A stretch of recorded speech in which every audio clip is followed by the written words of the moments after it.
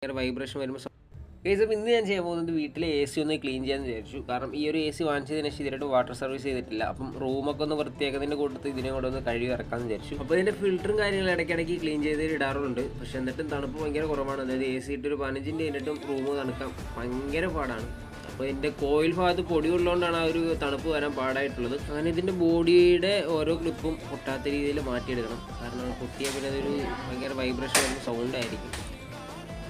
അപ്പോൾ ഇതിൻ്റെ ഈ ഒരു ബോഡി മാറ്റിയെടുത്തിട്ടുണ്ട്. ഇനി ഈ ഒരു ബോർഡ് മാറ്റി വെച്ചിട്ട് തന്നെ ഇത് ക്ലീൻ ചെയ്യുന്നത്. നനതുകൊണ്ട് ചീത്താണെന്ന് വിചാരിച്ചിട്ട്. കാരണം ഈ ഒരു കാണുന്ന ഹോളിൽ കൂടെ പുറത്തുനിന്നുള്ള അതിഥികൾ വീടിൻ്റെ അകത്തോട്ടേക്ക് വരുന്നത് ഈ കാണുന്ന പൊടി ഇരുന്നിട്ടാണ് റൂം തണുക്കാൻ ഡിലേ എടുക്കുന്നത്. അപ്പം വെള്ളം വെച്ച് നന്നായിട്ട് അതിനെയും ക്ലീൻ ചെയ്ത് എടുത്തിട്ടുണ്ട്.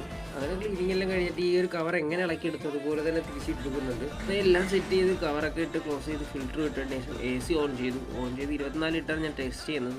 നല്ല തണുപ്പുണ്ട്, ഡിഫറൻസ് ഒരുപാടുണ്ട്. അപ്പോൾ നിങ്ങൾ 6 മാസം കൂടുമ്പോൾ ക്ലീൻ ചെയ്യുക. വീഡിയോ ഇഷ്ടപ്പെട്ട് ലൈക്ക് ചെയ്യുക.